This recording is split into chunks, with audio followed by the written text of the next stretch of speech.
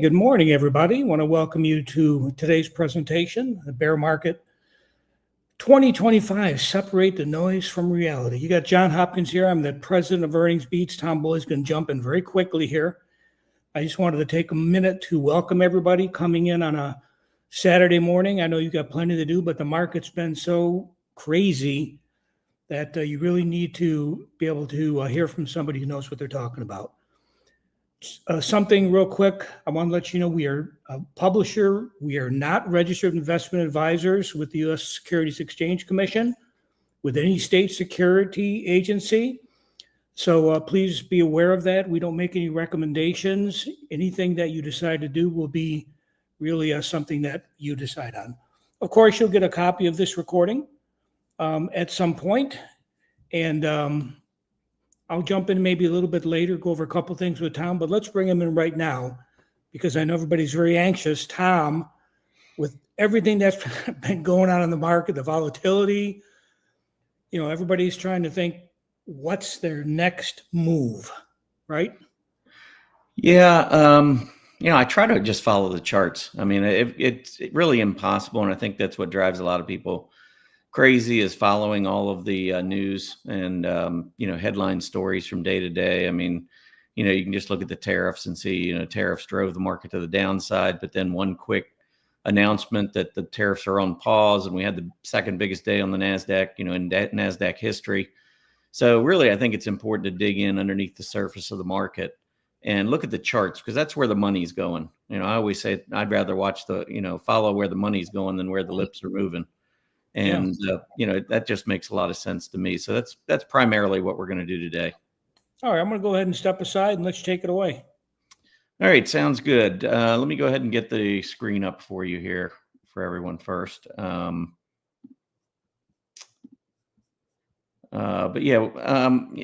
couple of things that I want to talk about today. And if you do need to leave at some point, we will be, this is a recorded session. We'll make sure everybody gets a copy of the recording and so forth. But there's a lot of things that I think, that we need to be aware of and to go over, just to give you some sense of what I think is taking place in terms of the money. And again, to me, that's the most important part of the market. So one of the charts I like to start off with is a long-term chart of the S&P 500, just to give us all a little bit of perspective. I write a weekly market report for our members at Earnings Beats, and I start off with this chart. This is the first chart that you'll see on our weekly market report every single week, because it really brings into perspective what the stock market's done long-term. It's very easy to get emotional, to grow really bearish, because there are always bad headlines. There's always bad headlines coming out, sometimes worse than others, admittedly. But if you take a look at this chart, you'll see that the tendency for the stock market is to go up a lot more than to go down. And so I always start off with this because I think it's important to start with a positive bullish mindset and then adjust when the times are appropriate. And, we do a lot of looking at under the market or under the surface signals to help us with that, those changes in sentiment, the changes in emotion, when the market's a little frothy, when the market's panicking and offering up some great sales. And so, we're going to go over a lot of those signals in this event today. But I really just want to start off with the notion that we go through these long-term, what I call the super cycles, the secular bull markets and the secular bear markets. And as you look at this, they're pretty easy to spot visually. If you look at this 100-year chart, you can see the secular bear market that took place in the 30s and 40s, 1930s, 1940s, and then again throughout the 1970s and again in the 2000s. But check out these secular bull markets. We have bearish periods within secular bull markets. They're called cyclical bear markets or corrections. But you can see that the overwhelming move during secular bull markets is to the upside. From 1950 to 1970, essentially a 20-year secular bull market. From 1980 to 2000, a 20-year secular bull market. From 2013 through today, a secular bull market. Every time we turn down, everyone wants to call a major, depression on the way and secular bear market and so forth. I've been around the block for a number of times, and I've seen two secular bear markets in my lifetime. First one was when I was a kid, so I don't really remember that one that well. I've had one secular bear market where I've had to invest through, and it was from the period of 2000 to 2013. These do not come along often. Everybody always wants to call them, but they don't happen often. I think we're going to get another one, and I think it's probably going to be starting sometime in the 2030s. I think we're probably still a good 8 to 10 years away, in my opinion. And that would take us from 2013 to about 2033. That would be 20 years, very similar to these two. So I start off with that mindset. Doesn't mean that I don't grow bearish. I grow bearish from time to time. Earnings Beats members certainly can attest to that. But I don't do it often. I don't do it unless my signals tell me. I don't do it because of a CNBC article or, some kind of a headline on CNBC. As I've told members and others for many years, I don't watch the news. I watch my charts. The charts tell me the truth. The charts tell me the story. I don't need to hear from everybody else what their opinion is. Because again, a lot of times that's all it is. It's not news, it's opinion. Even looking at the tariffs today, who knows how the tariffs are going to play out? I don't know. You might think you know, but you don't know. Nobody knows. I mean, they could be disregarded. I mean, we went through it in 2018. We had a bear market for 3 months. December or September through December. It was literally right about 3 months. And after that, we came out of the bear market just like we always do with a massive rally. And I'm going to show you some numbers about bear markets later. We're in a bear market, by the way. The S&P 500 went down 21%. From top to bottom, we went down 21%. So currently, we are in a cyclical bear market. Some might say secular, which is long-term. I say cyclical, which is short-term. And again, we'll talk about a lot of things. Relating to that. But what I want to first do is just go through and just take you through some technical charts. All right. We're going to talk about technicals and the technical price action. We're going to talk about sentiment. We're going to talk about seasonality. And at the very end, we're going to talk about manipulation. And I really think this is where you're going to get a sense of how greedy and how, it's a word I'm looking for, maybe untrustworthy that Wall Street is. This is not a group that you want to be listening to. They send out their influencers onto CNBC, what I call influencers. They call them analysts. I call them influencers. Biggest conflict of interest that I'm aware of, especially when it comes to money, is how the stock market works. You have these big Wall Street firms that buy for themselves, buy for their wealthy clients. Then they can come on to CNBC and other media outlets and they can tell us what to do. And then they got a market making unit that's going to do the opposite of what they're telling us to do. So you tell me whether or not you trust what they say on CNBC and other media outlets. I don't trust them as far as I can throw them. I say, as I've said many times, they'll sell a family member for $1. They're all about money. They're all about extracting money from us if they can. They're selling the aggressive stocks at the highs. They're buying the aggressive stocks at the lows, while we're doing exactly the opposite. And so best chance to make money in the stock market is to understand the, Wall Street's role, because I call it, legalized criminality, because that's what it is, or legalized thievery, because what they do is legal, but they literally steal from us. And so that's kind of the backdrop where I want to start this presentation from. But again, I'm going to go through some technical charts first, and I'll try to go through them pretty quickly. I'm hoping to get us out of here in an hour. It might be an hour and a half. You get into this stuff, to me, it's really interesting. I do it, I'm very passionate about it. I've done a lot of research, not just this period or the last 2 years, but I'm talking about going back many decades, following the market, following intermarket relationships, what they tell us to watch out for, when they tell us to be more aggressive, bullish, and so forth. And we're going to go over a bunch of that today. So we got a lot to cover, but I'll try to keep the pace moving so that we can get through it as quickly as possible. S&P 500, couple things. First of all, if you look at a weekly chart, there was no doubt coming into this high the recent high in February. We had a negative divergence on the weekly charts. That's never a good thing. Back in 2021, coming out of the pandemic, when we had that huge rally, it ended with a weekly negative divergence. You can see it right there, higher prices, lower PPO, weekly PPO. And what happened? Led us into a cyclical bear market. Now, this one was 10 months long, 9 to 10 months long. Here we're in one, but it's, maybe about, I don't know, maybe 5 weeks in, something like that. So we're not very far into this one, but this comes on the heels of a negative divergence on the weekly charts. Not the daily. Daily can play out pretty quickly. Weekly takes a little bit of time to play out. So, or it takes a steep drop, and we've had a steep drop for sure. But notice that the selling, we came down and basically touched a major support level. 4,800 was the high back at the beginning of 2022. And now we've got, we've got this pullback here over the last 4 or 5 weeks that's driven us all the way back down to that 4,800 level. Just give me 1 second here. Okay, let's move on to the next chart. All right, so this on the S&P 500, this is, I want to show you a little bit about sector relative strength and weakness. Because when you get to final tops in the market, a lot of times what you'll start to see is money rotating away from some of the more aggressive areas, especially those areas that represent large percentages of the S&P 500, namely technology. That's 30% of the S&P 500, roughly. You've got discretionary, which is probably another 10%. Between the two of them, you're probably looking at about 40% of the entire S&P 500 is in these two groups.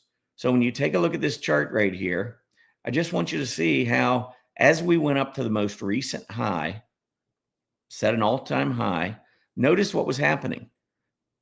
On a relative basis, this is technology relative to the S&P 500, technology was going lower. And you can see right here, discretionary rolling over significantly. So money is falling out, coming out of those groups and going into more defensive groups as we're setting new highs. That was the exact same thing happened at the end of 2021. Exactly. In December of 2021, consumer staples went up 10%. Consumer discretionary was flat. It trailed the staples area by 10 percentage points. Massive rotation took place right before that that cyclical bear market took place. So you've got to see that. I mean, that was one of the reasons why at Market Vision 2021, first Saturday in January, I said that I thought we could have a 20 to 25% cyclical bear market that I thought would happen in the 3 to 6 months starting 2022. It was the signals. It wasn't anything I saw on CNBC or any other media outlet. We were setting all-time highs. Media was cheerleading. We were going up, analysts coming in, raising targets, doing all that stuff. Meanwhile, you can see on the charts that Wall Street was getting out. They were getting out of key areas, key aggressive areas, and moving into more defensive areas that perform better during downtrends. So that's the kind of stuff that, again, we need to be looking at, and we do look at on a regular basis. Here's the secular bull market 15-year channel. Now, if you're a member of Earnings Beats and you were in our Market Vision event at the beginning of 2025, we've done these now for 6 years in a row, first Saturday in January. Back at the beginning of January, what I said was, I thought we had a chance for at least a 10% correction in 2025. And one of the big reasons was we were sitting at the top of this channel. This is a 15, 16-year channel that goes back to the bottom of the last secular bear market, the financial crisis low in 2009, connects that low with the low from the pandemic. Also, the exact same slope of the line connects almost every top, with the exception of 2021. So in addition to having negative divergences in 2021, check this out. We were outside the channel. We had gone outside the channel. The market had moved up so much. And if you notice, every time we get up to this channel, what happens? Market pulls back, market pulls back, market pulls back, market pulls back, market pulls back. Sometimes these are corrections. 2015, 2016 never went down 20%. That was a correction that extended over almost the course of a year. And then we've had others where we've had, a little bit more selling. I mean, here's 2018. You can see toward the end of 2018, fourth quarter, we had a cyclical bear market where we went down 20% in 3 months. Here was the pandemic that took us all the way down to this bottom. So the really crazy panicked lows, which were the pandemic and the financial crisis, you can see that line connected. If you take a look at this middle line that I draw, this blue dotted line coming up here, this is kind of like the center point of euphoria and despair. And so if you notice, most of these pullbacks come back down. And when you hit that line, you need to generally be buying, with only 2 exceptions. And those were both excruciating, painful, emotional, panicked periods in the market. Here, what have we done? We basically have done exactly what we've done in these others. We've come back down. So that call at the beginning of the year saying, hey, we got to be a little careful at the top of the channel, certainly paid off. I mean, it wasn't just the beginning of the year. I also talked late January. I told members I was moving to cash. Throughout February, I kept writing, doing shows, talking about a lot of the rotation that was taking place in the market, sentiment issues that were out there in the market. We were getting too complacent. And as a result, it looked like, in the channel being another one, along with the negative divergence, that we had potential for possibly a 10%. Now, I didn't say bear market. But once we broke the 10% level, the bear market certainly became a possibility at that point. But you can see exactly what's happened here. We've gone all the way back down. That middle dotted line right now intersects right around 5,000. We went down very briefly to 48.35, came back up. I think we closed below 5,000 1 or 2 days, and then came right back up above it. But essentially, we have now made that test. Now, there are probably many who say, well, yeah, but that's not it. We're going down further. And that's fine. If that's your belief, that's fine. Do I think it could happen? Yes, it absolutely could happen. I don't think it's going to, but it could. For me, if you can get out at the top and you can save and get back in the middle, I think you can see throughout this 16-year channel, that has been a tremendous strategy. If you can get out near the top and get back in at this center line, you've done extremely well in the market. I mean, if you've just held through this entire market, you've done well. But if you can get out and get back in 10, 15, 20% cheaper, obviously your returns are going to be much more tremendous. And that's, kind of what I'm seeing here. I think we've gotten down, we've tested it, and now we got to be ready for a potential move back to the upside. So it's not that I'm guaranteeing we're going back up, but when I see that, and I see that we start reaching levels that are, potentially massive support, either in the channel or on the price chart. 4,800 is a pretty big number. Then I start looking at a lot of my secondary signals. And when they begin lining up together bullishly, that's when I start talking about a bottom. And I have no problems getting in, because when I get in, it's not because I'm guaranteeing a bottom. When I get in, it's because I believe that the risk of being in cash is greater than the risk of being in the market. In other words, I think we've already come down 20%. I don't know how bad things will get with the tariffs. I don't know how bad things will get with inflation, the Fed, interest rates, blah, blah, blah, the economy. Everybody's speculating what's going to happen. But what I know is that the stock market came down 20%, and it priced in a lot of really tough stuff out there. I can tell you that there have only been 15 secular or cyclical bear markets since 1950. Only 15 of them. 12 of them have been cyclical, which are more short-term and lesser drops. The secular last longer, and they go down a lot more from top to bottom. They're typically going down 50 to 60%. Whereas cyclical bear markets, I looked earlier, of the 12 cyclical bear markets that we've had, and that's assuming that a bottom is in for 2025. I don't know that that's a fact. Just play along with me here for a second. That would be the 15th cyclical, or 15th total bear market, 12th cyclical bear market.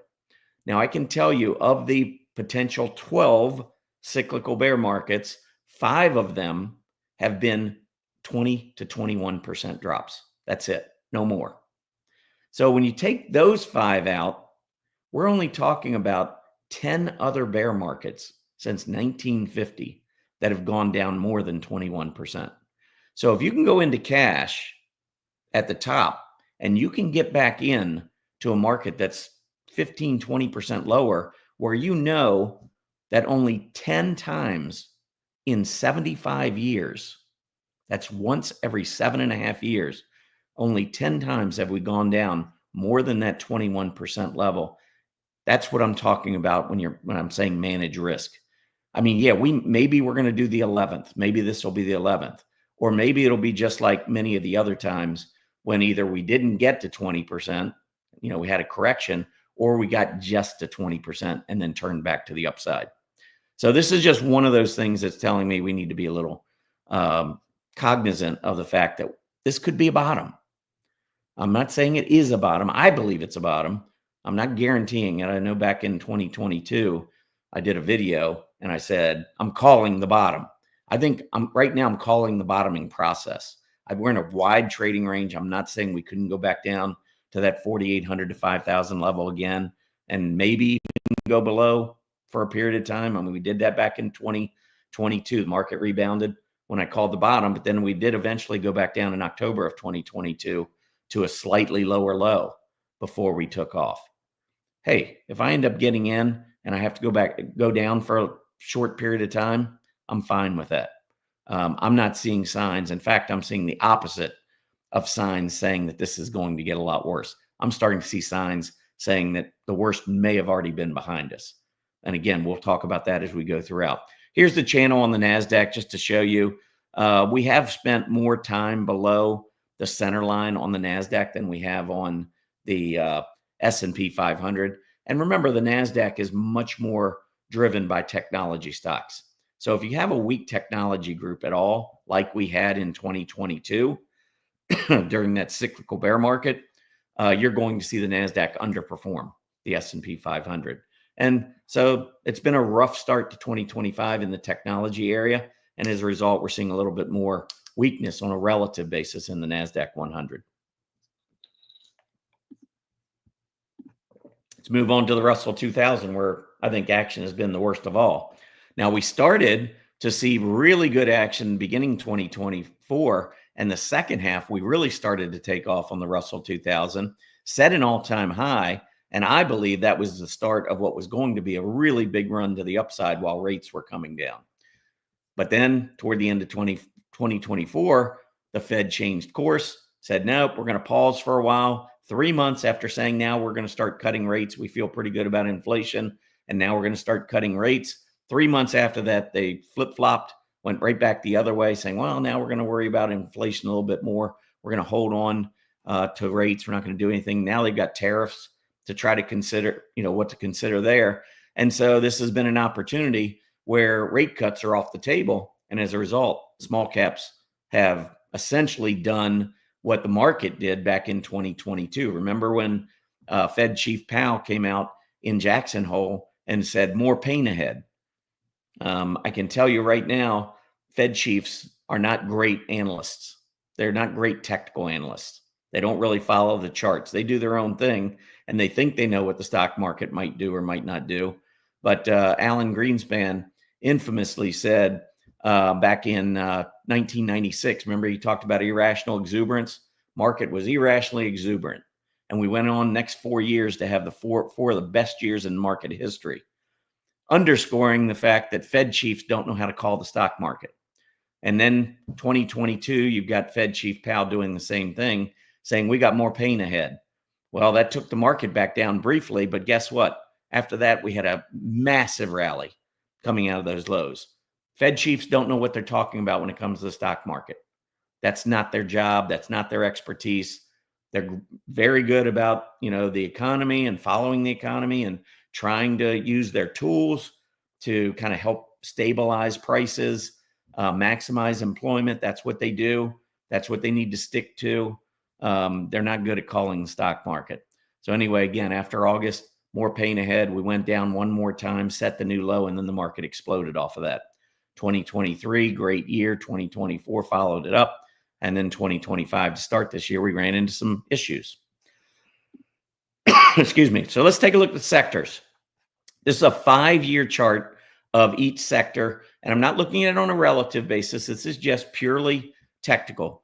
The lines that were drawn were actually drawn a few weeks ago when we were doing another similar type live stream event at the end of Q1. And so I've just kind of left these support levels so you can kind of see how we've traded since then. But you can see technology. I put in here 2 support levels. The second one was basically where we had this double top right around 175. And notice we had a piercing weekly candle right here, which is a bullish reversing candle right after we tested that support line. And remember, technology is 30% of the market. So we bounced off of it. We came back down late last week. We finished on technology near the lows, but we're still well above that support level. So that's going to be something I'm going to watch. Technology 175, I think is going to be really key to try to hold on to that level. Discretionary. So I had a few different levels that I looked at on discretionary. We went almost down to the third one, got very close. We had 3 key bottoms earlier in 2024. So we're talking about, maybe anywhere from 9 months to 12, 15 months ago. You can see 3 different bottoms coming in right at about 166, 167. We got down into low 170s so far, holding, trying to move back up to the upside. So key support, those were the 2 big areas, 40% of the S&P 500, and both of them so far holding on to what I think is their really key support. If they break down there, we could have a new ball game. But until they do, I'm treating a trade that we're in a pretty wide trading range in the S&P 500. I'm saying 4,800 to 5,521, 721 point range. But that's what you get when you get a volatility index, the VIX, that moves into the 30s, the 40s, and into the 50s. That's the kind of movements you see. They're gut wrenching, depending on which side you're on. If you happen to catch the right side and you get, big moves, you can make a lot of money. But if you're on the wrong side, you can lose a ton in a very short period of time. I don't like trading these high volatile markets, by the way. I'd much rather have a VIX at 10 than a VIX in the 50s or 40s and now down in the low 30s. But still, that's very, very elevated. XLC held on to its key support level just above the 80 level.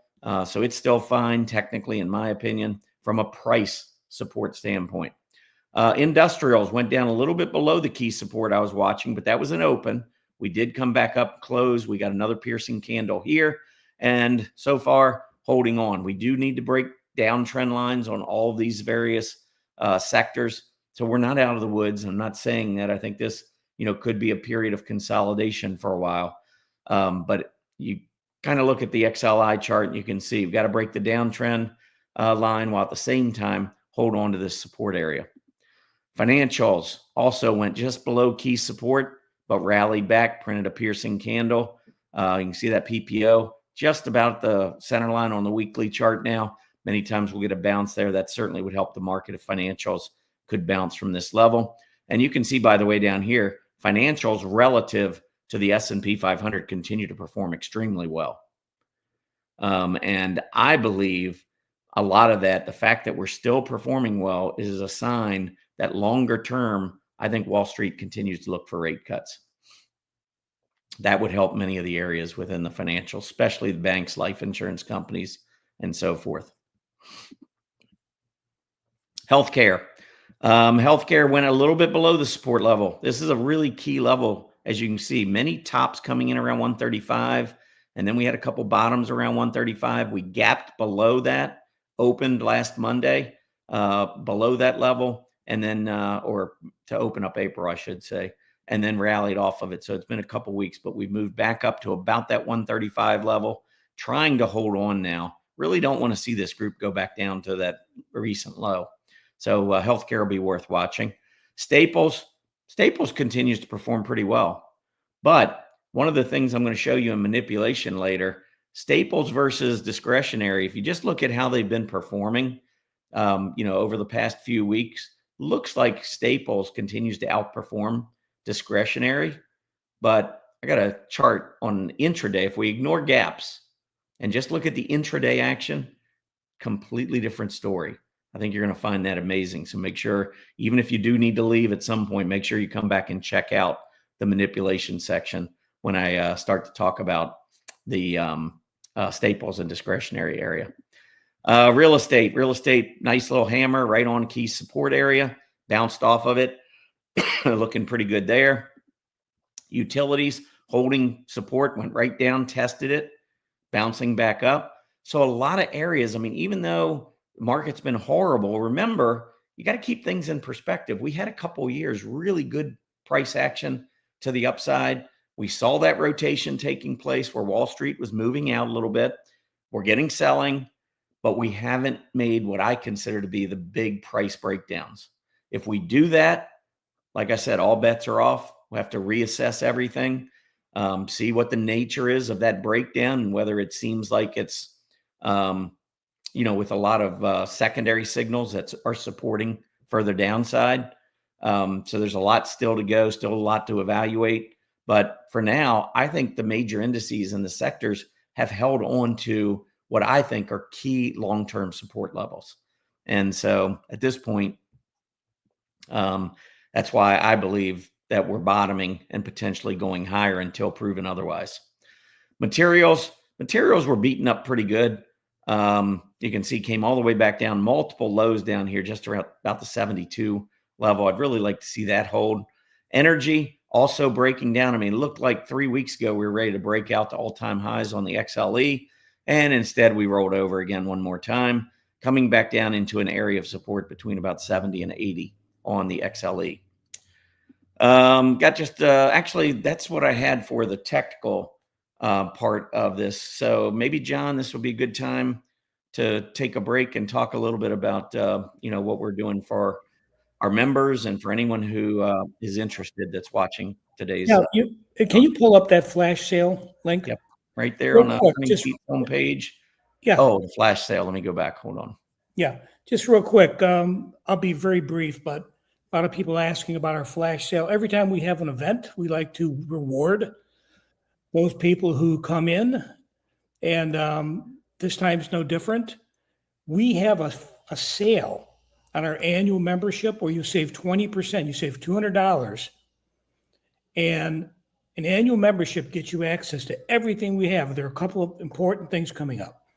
Number one, Tom, earnings beats. This is our time of the year. Earnings, this is where we excel. And a week from Monday, Tom is going to have his Q1 earnings webinar where he discusses companies that have reported as well as companies that are upcoming. And it'll give you an opportunity to potentially make some great trades based on movement of these stocks before and after earnings.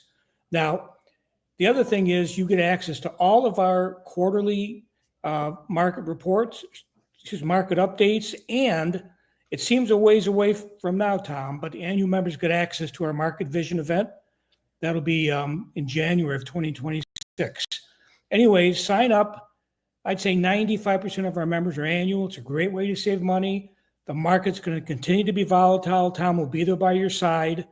If you like what you see today, you're going to get this pretty much every day from Tom in terms of his market updates. And the last thing I'll add, Tom, sign up today. By midnight, you get a bonus month. So 13 months instead of 12 at the reduced price. It just doesn't get any better than that. And I know you've got some other, perks that are available for annual members as well. Yeah, I mean, we do a lot of research, a lot of independent research. I think that's maybe one of the hallmarks of our service at Earnings Beats. And when I show you the manipulation, I think you'll get a little taste of what I'm talking about. But manipulation is huge in the market. That's one of the big things that we look at in terms of calling market bottoms. And, we're definitely starting to see some of that manipulation rearing its ugly head because a lot of folks are panicking out of this market, especially when we get the gap downs in the mornings and we see some morning selling, a lot of folks jumping out. But honestly, that's the best time to be jumping in my opinion, when we get these morning sell-offs. What was that, John? Let me go ahead and get out. But I want to mention, if you go to our website, earningsbeats.com, You'll Hmm. see a flash sale link. Really, if you're interested in getting involved and having Tom on your team, it doesn't get any better than this. You'll save a lot of money. You pay one time, and you don't have to think about it for 13 more months. Yeah. That's it for me. Earnings. I'm sorry, you done, John? Yeah, I'm done. Okay. Yeah, earningsbeats.com. I just want to make sure everybody gets that website. So they're both plural, earningsbeats.com. And then you'll see the flash sale at the top. All right, let's get back in. So next thing I wanted to talk about was I wanted to go over sentiment. And these are charts, if you're a member, or even if you're not a member, you may have seen me talk about this a little bit, but all of this is kind of coming together. The first chart I wanted to show you in sentiment was volatility index, and how the volatility index, when we get these huge spikes, they don't come along very often, but when we do, they tend to mark major bottoms. And so I always say that sentiment marks bottoms more than anything else. We got to get capitulation. I hate to say this, but you got to get individuals that are just willing to throw out, the baby with the bathwater. They just, they can't take anymore. Market's getting hit. They don't want to look at their portfolios. I've already started talking to some friends of mine that have already said, I'm not looking at my portfolios right now. And now that we've already seen the drop, that's probably best, because I think selling at this point is probably going to be a big mistake, in my opinion. But anyway, this is going back 30 years with the volatility index on the bottom and the S&P 500 on the top. And what these green vertical, the dotted lines represent is it's just connecting every one of these huge spikes in the volatility index. Now, if you don't understand what the volatility index is, I'm not going to go through the mathematical formula with you, but I can tell you this: it's based on the pricing of short-term S&P options by the market makers. So in my opinion, this is a sentiment signal that is given to us by market makers, which is different than many other signals that we get. The other two I'm going to talk about in just a couple minutes. One is the equity only put call ratio, and that tells us a little bit about sentiment at the retail trader level. That's who generally buys and sells equity puts and calls. Institutions tend to go with index puts and calls. So you can really get the temperature of individual retail traders by following the equity only put call ratio. When you follow the VIX is a calculation of the expected volatility based on the pricing of options. So if you know anything about options, as the volatility starts moving up, you'll notice that the spreads on, the premium that you have to pay on options starts to go up and gets extremely expensive. It's like, if you're in a neighborhood and you have a couple of floods come through for a couple of years, it's probably going to be really hard to get flood insurance after that. And it's the same thing, when you're looking at the volatility index, when you start to see volatility, that insurance market makers start putting in that insurance because they collect premiums. So they're putting in added premiums. The cost of options trading is going up when volatility index goes up. Everything gets more expensive. Individual stock options, the index options, everything, because the market can make bigger moves in a shorter period of time. So just check out every one of these green dotted vertical lines right here and take a look. Every time we get above 35 on the VIX, I've shown you where the S&P 500 is. Now you can go back and look in history and you tell me if you would rather be in or you would rather be out of the market when the VIX peaks. Now, the problem is, and I always say this, when you go through 20, I don't want to be in the market because I don't know where it's going to peak. And when it goes through 20, from wherever it ends up peaking, whether it's 23, 25, 30, 50, 80, that move in the VIX is going to send the market down exponentially. It's not like the VIX. The VIX going from 20 to 30 is not the same as the VIX going from 20 to 40. That would be a double. It's not the same as the VIX going from 10 to 20. When you hit 20 and you start going up in the VIX, market craters. That's what we've just seen. I mean, it's a perfect example. Last month and a half. As the VIX went through 20, you saw the biggest losses come after the VIX was already above 20. But you've got to be looking for that potential top in the VIX, because that is going to mark, in my opinion, the major bottom. Very few exceptions over time. You can go back to maybe 2008. We saw the biggest spike in the VIX came in, I think it was October, November time period. And we did go down in March to a lower level. So it didn't exactly mark that bottom there, but we didn't go down much lower. And if you had bought in October and November, a year or two later, you'd have been extremely happy. So again, what I'm saying is that the VIX is up. I don't know if we're at the bottom, but we're pretty darn close. We're getting there if we're not there. And so this is not the time to be thinking about panicking out of the market. We're seeing a lot of gap downs, and we're seeing a lot of intraday buying. And again, I'm going to talk about that more in the manipulation segment in just a little bit. But anyway, that's the VIX. Let's take a look at the equity only put call ratio. I like to look at the 5-day. This is just going back the last few years to give you an idea of when the 5-day equity only put call ratio gets up to 0.75 or above, the tendency is to make some pretty significant bottoms. So down here on the bottom is the 5-day simple moving average of the equity only put call ratio. The higher it goes, what it's telling us is more of the puts are being traded versus calls, and puts generally are more bearish. If you're buying a put, you're buying a put to benefit from the stock market going down, or you're buying a put as insurance against your portfolio in case the market goes down. When you're buying a call, you're generally looking for the market to go up, and it's a way to leverage by getting into calls. But again, those calls and puts are very, very expensive right now because of the high volatility. So, you might have to go up X% in the next 2 or 3 months just to break even. If you're in an option, you need everything to just explode, whichever way you're playing it, in order to make money, because as time erodes in that option, so too will that spread. And, you'll start to lose a lot of that premium that you paid. So anyhow, taking a look again with these green dotted vertical lines, I marked every time we went above 0.75. And actually this last time we got to 0.73, but you can see it's been so long.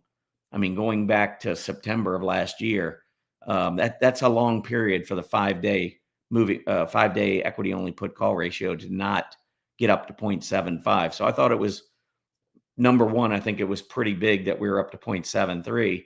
And number two, I won't get into it today, but I'm not so sure that number at the CBOE should be, I think it should be a lot higher. But anyway, just take it for what it is. That's what it shows on the chart. But there was a spike in fear at the retail trader level, and that normally tells us that a bottom is potentially going in. I circled here at the end of 2022 and again at the end of 2023, early 2024. These spikes normally come with fear, but you can see at the end of 2023, second half of December, we were just going sideways. And then all of a sudden, the 5-day moving average spikes. That made no sense. So did a little bit of research and found out that there were hedge funds that were buying puts to hedge on the Mag 7 stocks. So what we would see is the middle of the day, and it was usually a Wednesday, there were huge spikes in the middle of the day that were completely out of character. And they were essentially not retail traders, but bigger, larger traders, hedge funds, and so forth, that were buying puts that were skewing our equity only put call ratio. So here we saw a spike when the market wasn't even going down, wasn't at new lows. This would have been by far the highest 5-day reading on the equity only put call ratio in history.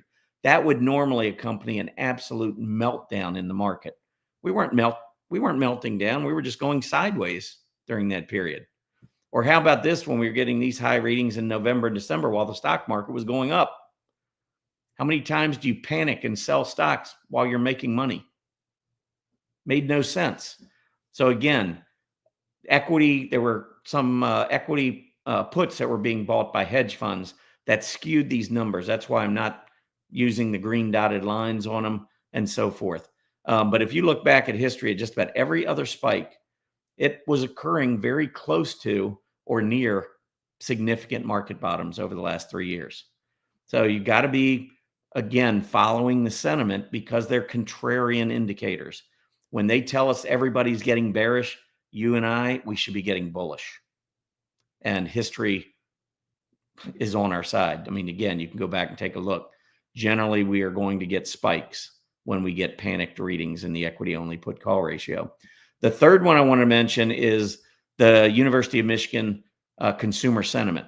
So we've got one that's retail traders, we got one that's market makers, and now we got one that's just consumer sentiment.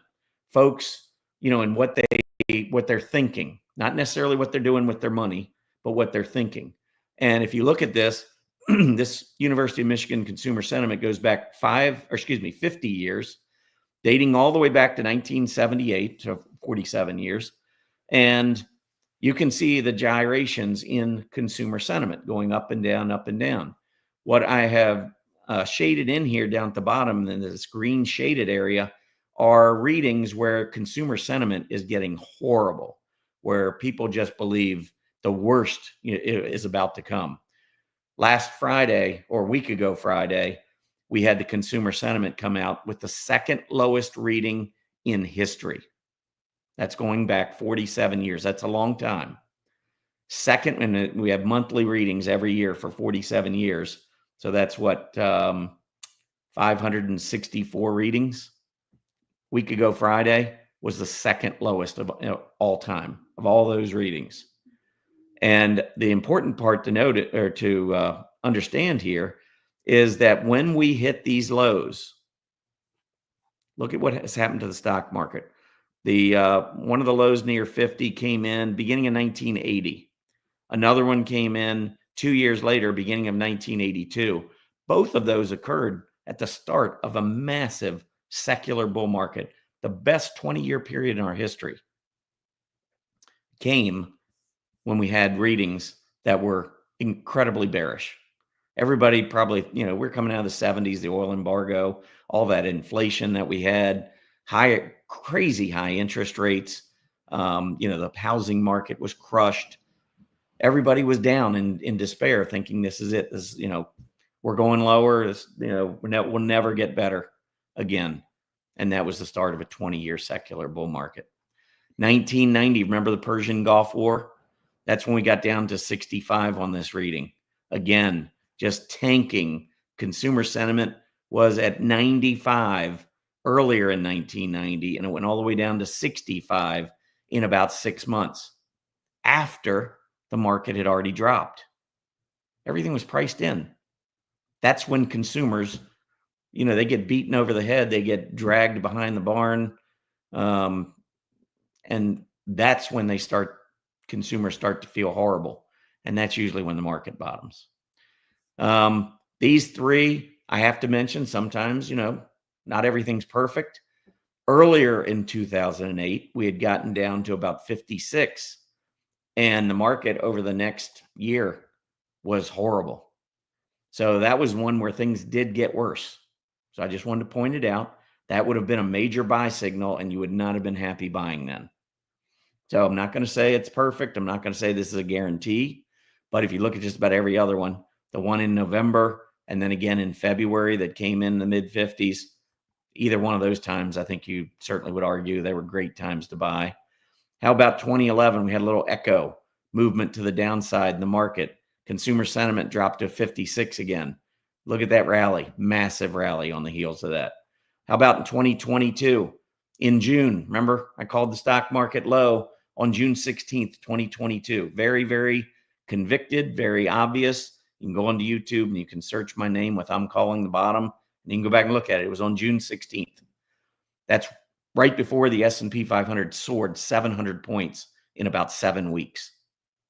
And then, of course, we had Fed Chief Powell come out thinking he can call the market, saying we had more pain ahead.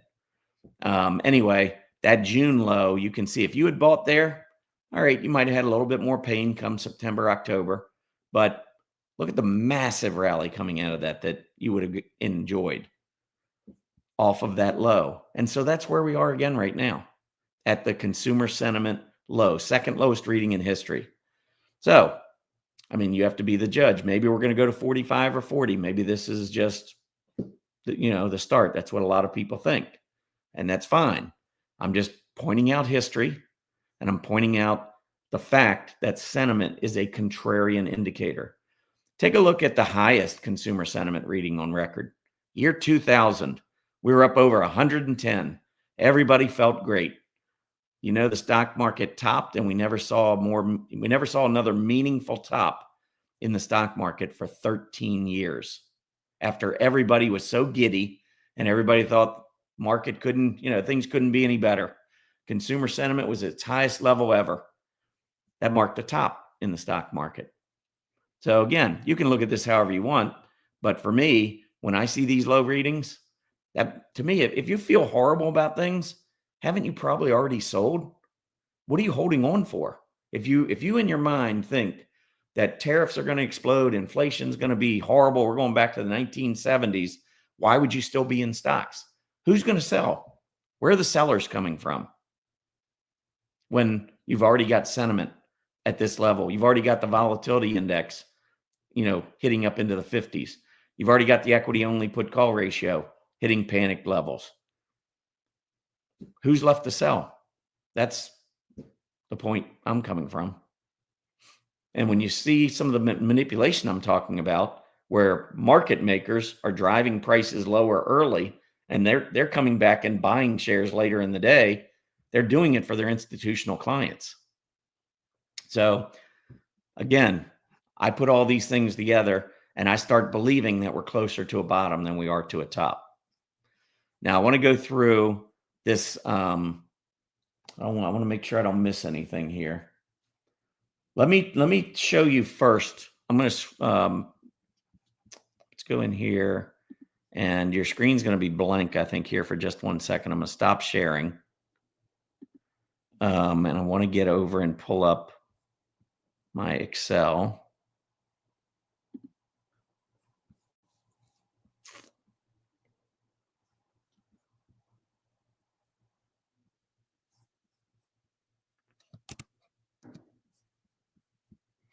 All right, so let's see if I can share this with you.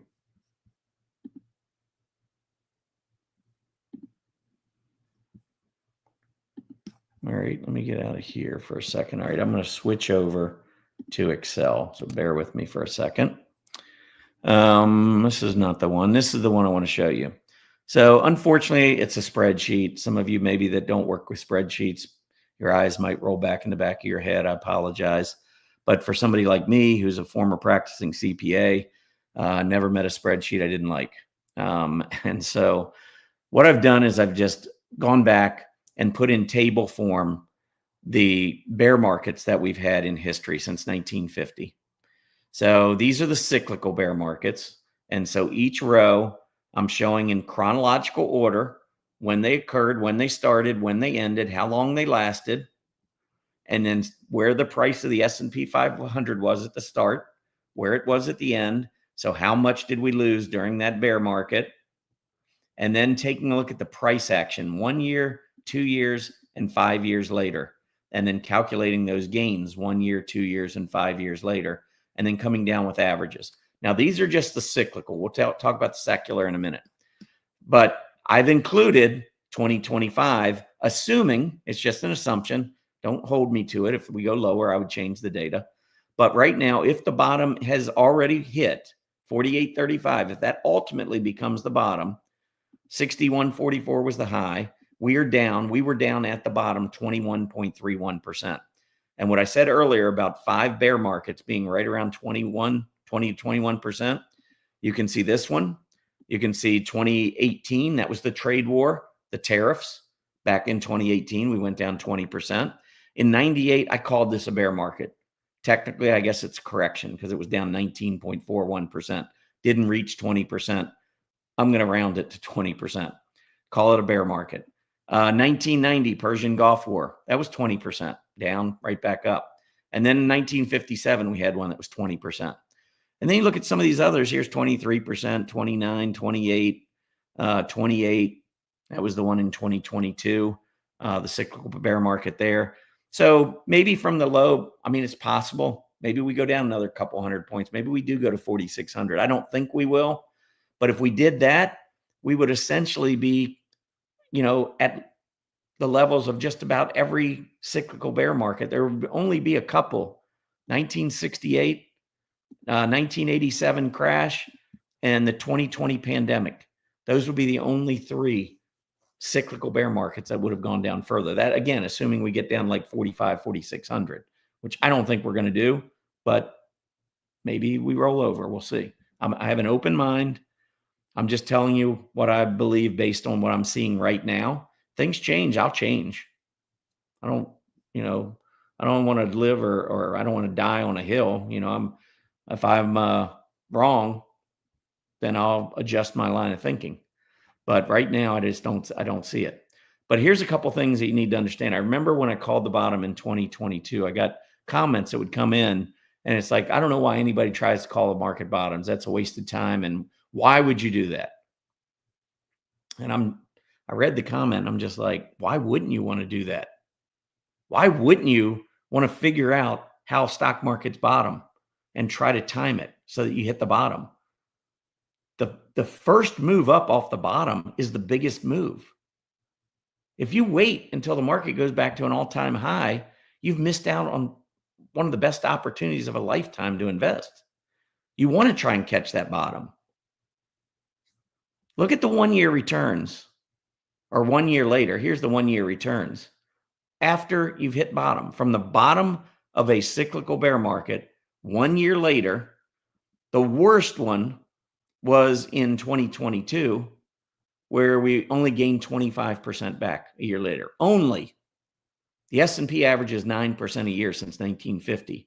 So the worst 1-year return was 25%, which was triple the average S&P 500 return. I mean, if we go to the best one, that was after the pandemic. How would you like to make 78% in a year? That'd be nice. But look at the average. I mean, there's a lot of others. Here's a 56, there's a 43, but there's also another 29, 31, 33. But here's the average. 1 year later, 40%. If 4,800 becomes our low, if that's the ultimate low in this bear market, I just want to say that the average 1-year return of 40% would be 480 points times 4, which is 960, 18, 19, 20.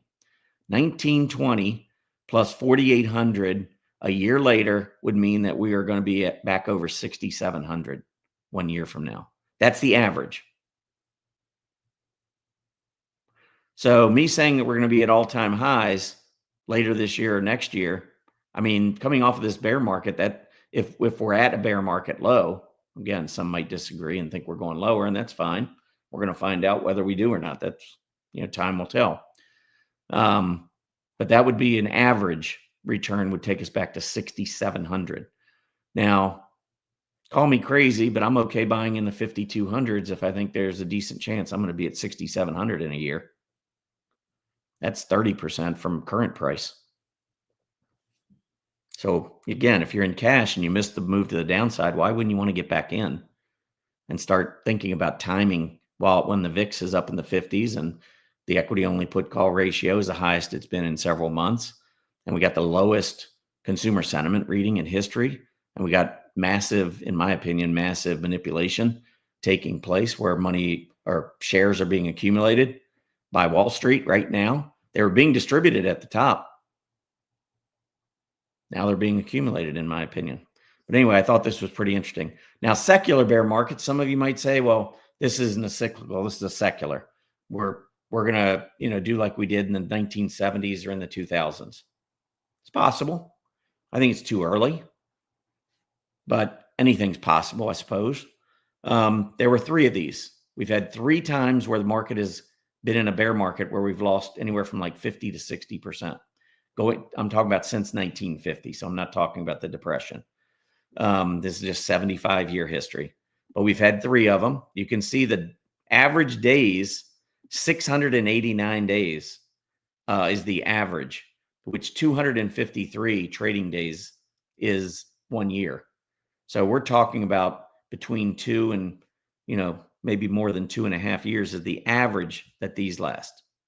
So if you're thinking secular bull market, you're probably thinking that the market is going to go down somewhere in the 2000s, and we're not going to find the bottom until probably another 1.5 years from now, or maybe 2 years. I would say, no, probably more than that, 2 to 2.5 years from now, which would take us into late 2027 or maybe sometime in 2028. And hey, if that's your belief, that's your belief. I'm not going to say it can't happen. It could happen. Again, I just don't believe it's going to happen.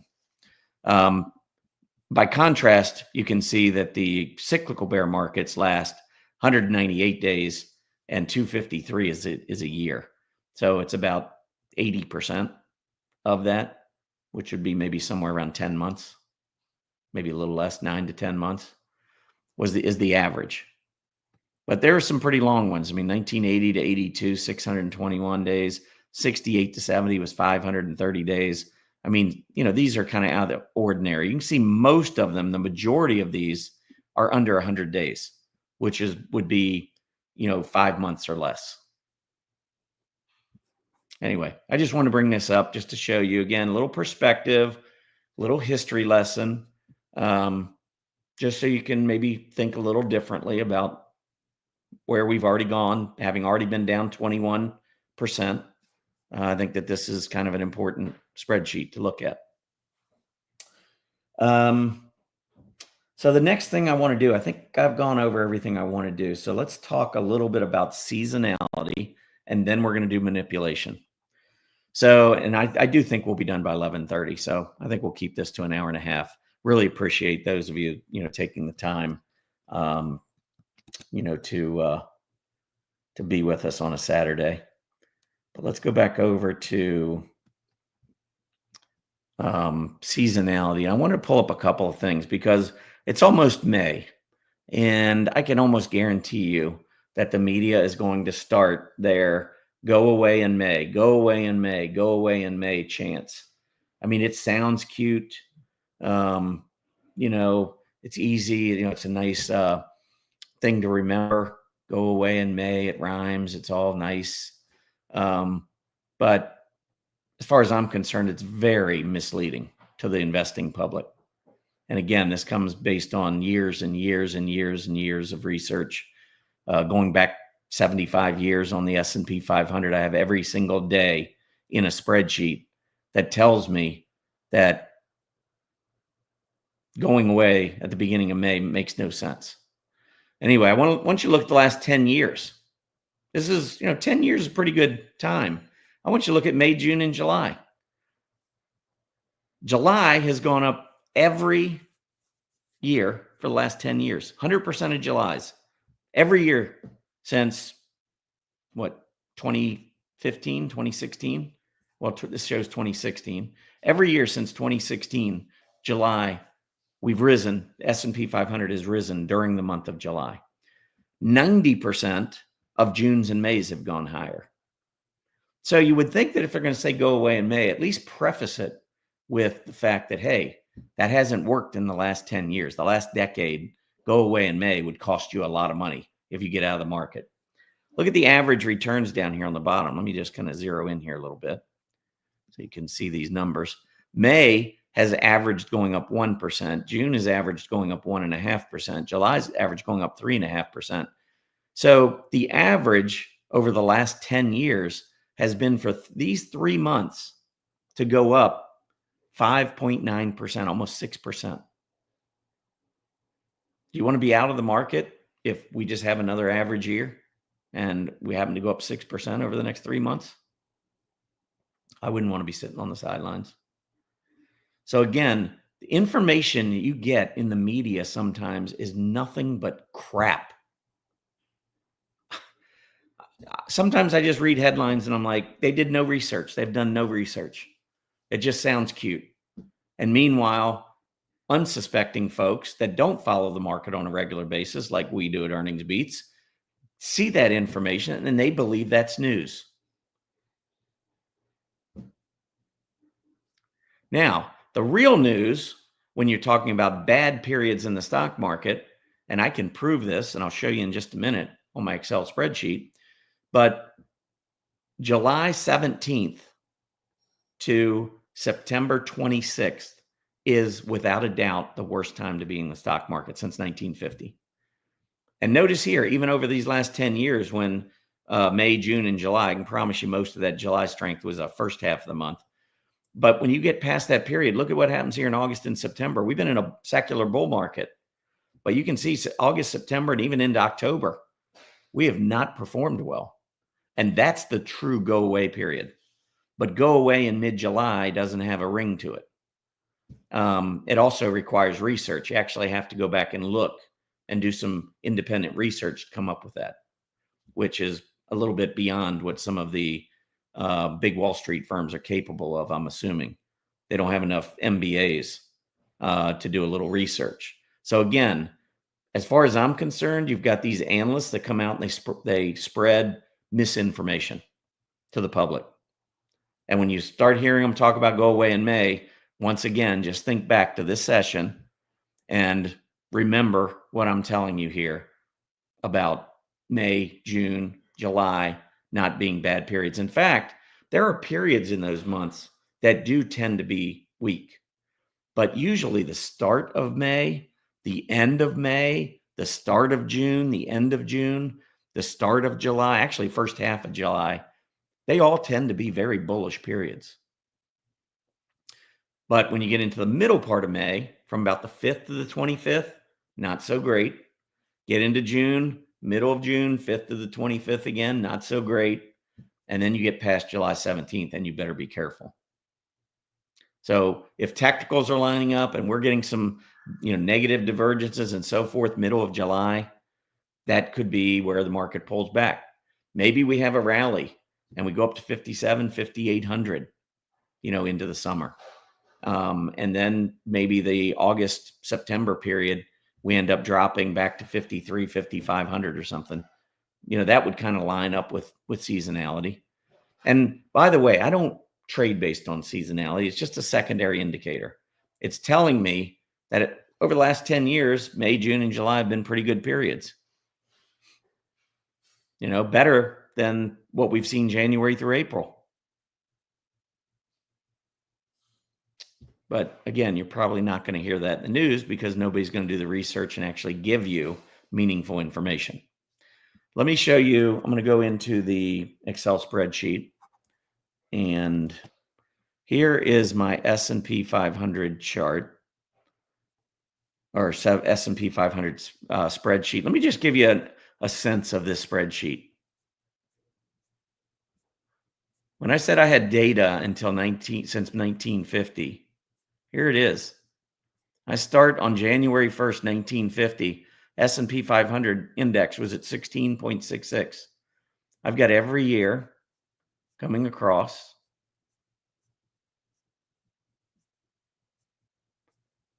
$2025. Now, I haven't updated it right through where we are, but pretty close. February 26th was the last time I updated it. So I got another month and a half to update here. But, I got every update, how many times each day has been higher. So I can tell you any day. You want to know what next week is? Let me see. So April 18th would have been Friday. So the 21st is Monday. And by the way, this information is provided in our weekly market report. I give everybody 2 weeks. I give all of our members 2 weeks ahead of time to know, whoops, this is the annualized return. This week, I'll give you April 21st all the way through May 4th. So that right there will be the next 14 days. And I'll show you the percentages. But remember I said beginning of May is very strong. Look at the beginning of May, S&P 500 returns. Now keep in mind, and I'm going to make this a little bigger so that you can kind of see this. Keep in mind that the S&P 500 average annual return is 9%. So if every day were created equal, annualized performance should be somewhere around 9%. May 1st, 47. May 2nd, 43. May 3rd, 22. May 4th, 13. May 5th, 33. Those 5 days, very, very bullish days. And, to me, I don't know why I would want to go away. New money comes into the market, 401k money and stuff like that, pension funds. You get a lot of new money coming into the market at the beginning of every month. That's why the beginning of the month tends to be one of the strongest periods to be in the market. The end of one month, usually the last 3 or 4 days of one month, and the first 5 or 6 days of the next month tend to be the strongest in the stock market. And I'll show you what I mean in just a minute. Hate it when I do that. All right, let me get back up here. All right. So a couple things that I'll show you on this spreadsheet. I'm going to start off by going to July 17th. I even highlighted it for you here to show you that starting on the 18th, you see a negative percentage there. Now you're going to have some negatives and some positives, but from the 18th of July through September 26th, those 2 days I highlighted there with the bold around the annualized performance. But that period is the worst time to be in the stock market. And here I've outlined, this is the total. So it's from, just to show you, it's from cell 208 down to cell 278. So when I go in here, look at my formula, 208 to 278. Number of up days, number of down days, percentage of up days, cumulative gains or losses, total trading days, 1926 plus 1767, 253 trading days in a year, and there's your annualized return. Now, you might look at this and say, well, it's only 2%. Why even worry about it? Well, keep in mind that this is 11 percentage points below the average annual return of 9%. That's pretty substantial when you consider it spans 3,700 days, which is the equivalent of probably 14 to 15 years. What if I told you the next 14 to 15 years, the stock market was going to go down 2% every year? That's the length of a secular bear market. I mean, and the return is probably worse than a secular bear market, to be honest. Because usually a secular bear market, you go up, you go down, and usually you're about even because you break out.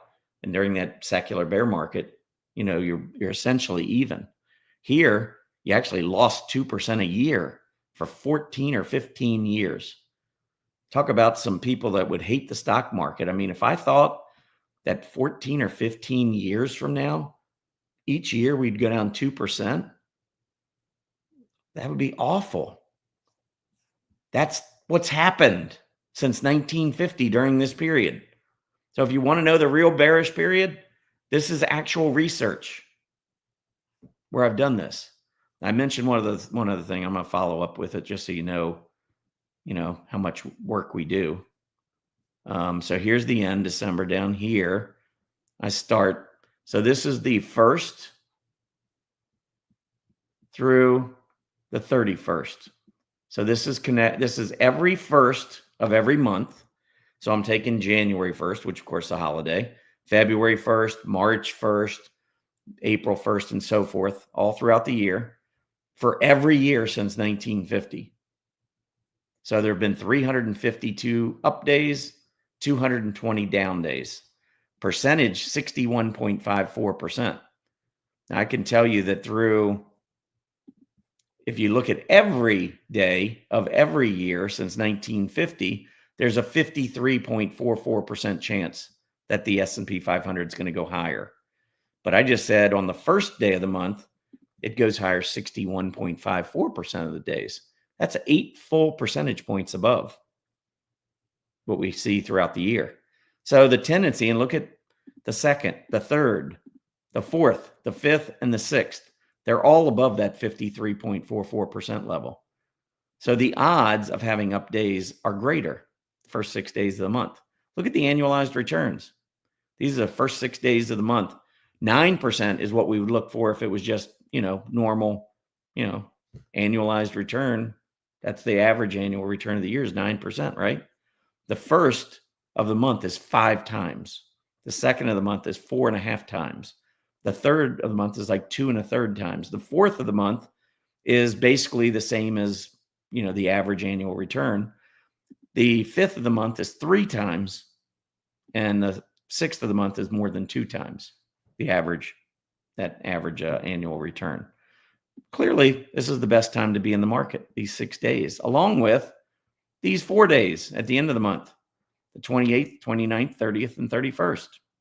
And so I've broken these periods down for you. Actually, I actually have since gone back and looked at the 26th and added the 26th and 27th into the bullish period through the 6th. So this is how it plays out. The 26th to the 6th of every single month since 1950, we have an annual return of 21.17%. From the 7th to the 10th, minus 3%. And again, this covers 2,500 days. That's the equivalent of 10 years. 253 days, trading days is a year. So 2520 is 10 years. 7th to the 10th, not very good. 11th to the 18th does well. That leads us right into options expiration, which is why the 19th to the 25th tends to be the worst period. I mean, this is the kind of research that we do and pass on to our members. This isn't go away in May. I mean, that's just a worthless, absolutely worthless comment and headline. And yet you're about to see it over the next couple weeks. I guarantee you're going to start seeing it. CNBC, they'll probably talk about it, and they will mislead folks in the market. So let's get back over. So I wanted to show you some of that historical seasonality stuff, because that's really important knowledge to have. Know the real period when the market struggles. If you're going to sit out a period, think about July 17th at the close until September 26th at the close. That period doesn't go down every year. There are plenty of up days, but that is the true tendency for the market to go down. And look at, 10 years, August, September, and October. Here's May, June, and July. Anyway, last thing I want to go over now is manipulation. And I'm going to get excited because this is a passion of mine, tracking this information and so forth. You can see it on the charts in a way. I'm going to pull up the S&P 500 and just look at the AD line, accumulation distribution line. Sometimes people think advanced decline when I say AD. That's not what I'm talking about. I'm talking about accumulation distribution. Accumulation distribution is kind of similar to the on balance volume. The big difference between the two is the OBV there's two big differences. The OBV includes the gap. So if, let's say yesterday, the S&P 500 closes at 5,200, and today it opens at 5,000 and finishes at 5,249. So it gaps down 250 points and then rallies back 249 points, and we finish 1 point lower. The OBV will, if you're down 1 penny for the day from yesterday, if you're down anything, the OBV takes all the volume for the day and subtracts it in coming up with the OBV. So in that scenario I just went over, you'd see a big drop in the OBV. The AD line ignores the gap down. It doesn't look at yesterday, 5,250. It's looking only at today. It sees the low today at 5,000, and it sees the high today of 5,249. And it says, oh, and if we finished right on the high of the day, it's going to take the volume and it's going to multiply basically where you finished in that range. In other words, if you finished right on the top, it's going to take all of that volume and add it to the AD line. So when you get these big gap downs followed by buying throughout the day, OBV will go down, AD line will go up. You have to decide which one you believe. Which one do you think means the most? A pure gap down where, market makers could, something could happen. There could be a terrorist blast somewhere around the world. and futures immediately drop. Next day we open way lower. Nobody can get out from 5250 down to 5,000 because futures just drop, everything goes down, and then all of a sudden we're just left to wake up in the morning to a 5% decline at the opening bell. Our portfolios are probably down at least 5%, and it creates fear, potentially selling. And if we come back up to 52.49 by the end of the day, do you think it's because you and I are buying after a huge gap down and a horrible, geopolitical, terrorist blast? We're going to want to be selling. We're going to be fearful. We're not going to buy. Market makers are buying. So I look at those kinds of days where we gap down and then rally as being very bullish. So I'm a much bigger believer in the AD line than I am in the OBV on balance volume. Anyway, just want to differentiate between the two because I know many do like to use the on balance volume. That's a really big difference between the two. Again, you could be up 1 penny. OBV gives you all the volume is bullish. It doesn't matter if you're up 1 penny on the S&P 500 index or if you've gone up 500 points. You're going to still get the same move in the OBV. Same thing to the downside. There's no middle ground on the OBV. You're up or you're down, and all the volume either goes up or down. I think the AD line, what if we opened at 51 and a quarter on the S&P 500? We open 125 down. We go down 125 to 5,000. Then we go up 250 to 5250, and then we come back down and we close at 51.26. Essentially, the AD line says you opened it where you closed, right in the middle of the high-low, no change in the AD line. OBV, because you finished up a point, takes all that volume and it's bullish. To me, that makes no sense. It's not really depicting what's really going on in the market. I think the AD line does. And so anyway, look at the AD line on the S&P 500. I mean, and I could probably, let me see what the OBV looks like. I haven't even looked at it. It's been months since I've looked at it. So maybe it's going up too, but I doubt it.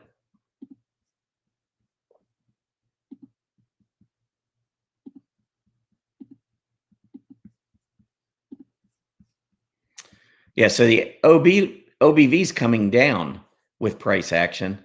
AD line is essentially trying to go higher.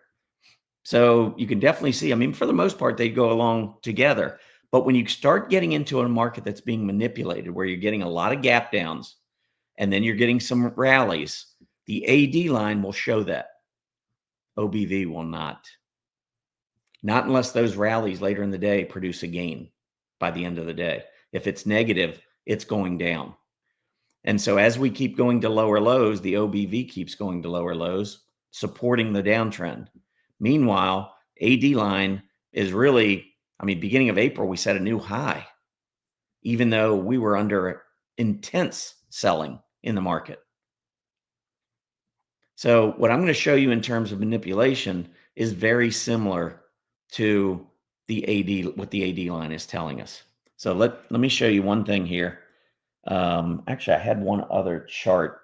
I want to show you, let me show you charts before I show you the spreadsheet. I'll go through this really quick. There are 3, and actually, before I go into this, I know, a lot of you out there probably came in late. So I do want to just show you very quickly.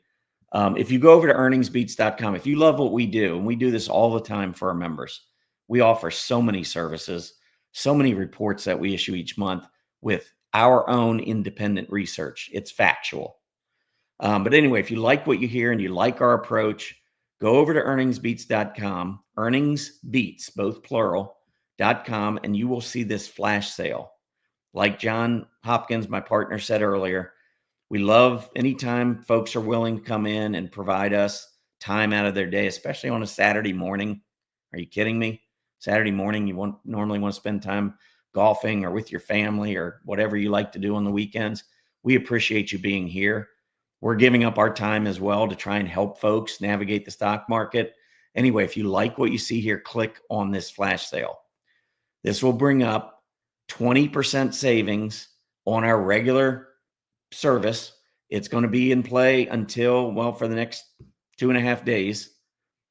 So you can think about it, go back and review this video, take a look at it. We called the market top in 2022. We called the market bottom in 2022. We called the market top in 2025. I'm in the process of calling the market bottom in 2025. I said during the middle of the pandemic that it was a healthcare crisis, not a financial crisis, and that we would bounce right back to all-time highs. That's what we did. We have a history of making really good stock market calls. If you want us on your side and on your team, I think you're going to love it. Our members love us. And now's the time. Save 20%. And John threw out that he'd actually throw in an extra month if you sign up today. So you get 13 months at the discounted rate, saving a couple $100, and at the same time getting a bonus month. So brings your monthly cost down even more over the course of an annual membership that goes 13 months. So be sure to check that out. I just want to make sure everybody is aware that that's out there. And I'll say it again at the end, but let me, just wanted to bring it up now. So let me go down here and let's talk a little bit about, this isn't so much manipulation. It's more about just understanding what's really important under the surface of the stock market. Look at the S&P 500 chart on the top. And then in the middle panel right here is the relationship consumer discretionary to consumer staples. Consumer discretionary companies sell us the things we want. We buy things we want when we feel good about the economy, when we feel good about our job, that sort of thing. The consumer staples area of consumer stocks, they sell us the things we need. Think about, Colgate selling us toothpaste, or Procter and Gamble, or, soap, companies selling us soap or deodorant, toothpaste. You're going to buy those things in any market. I really hope that you don't say, my gosh, market's gone down 20%. We're in a bear market. I can't buy any more toothpaste. I mean, I really doubt that anybody says that. I hope not. But you could very well say, you know what? I can do without that Starbucks latte. I don't need a new car. I can fix up my old one. I don't need to buy a new house. I'm happy staying right where I am. I don't need to go, buy new clothes. I'm good with this, or I can go to Goodwill, or you have alternatives when you start feeling more panicked about the economy and about where we're heading. And so you start to see this ratio, the XLY, XLP. Remember, the stock market's looking ahead. So the stock market's going into these discretionary stocks or into staple stocks on a relative basis based on what Wall Street sees going down the road. And so as the market goes up, the tendency is for this ratio to go up. Not at all times, but the tendency is to go up. At the end of 2021, going into 2022, one of the big factors for me in calling the top, sentiment was my number one. Sentiment was ridiculously bullish, like off the charts bullish, like we cannot continue with the kind of complacency we have going into 2022. That was the big reason. But look at the ratio of the XLY, which had been flying while the stock market was going up in 2020 and 2021. But right at the very end, when we printed the very last final high on the S&P 500, look at this ratio already absolutely cratering. The last bit, this last month and a half. Remember I said earlier, staples went up 10% in December and discretionary was flat? Well, this shows up in the relative strength of discretionary versus staples. That was the massive drop in a very short period of time. Wall Street repositioning, playing games. They're not telling us, but they're playing games. They're repositioning, and then they're going to send their influencers or their analysts, influencers. They send those out and they start talking about, as the market starts to come down a little bit, oh, we got a buying opportunity here, blah, blah, blah. And it's only until you get to the bottom when they really start getting bearish and saying, oh, well, everything's falling apart. And of course, that's the theme. That's what we see on CNBC and all these media outlets right now, is how bad it's going to be. And what if this happens? And what if that happens? And oh my gosh, the sky's falling. Meanwhile, they're going to start buying back into aggressive areas, which that you can see throughout 2023 was huge. Did kind of go sideways in 2024 before peaking. But again, we peaked right in the beginning of January. The market peaked on February 19th. Once again, we started cratering in this ratio before the top was in.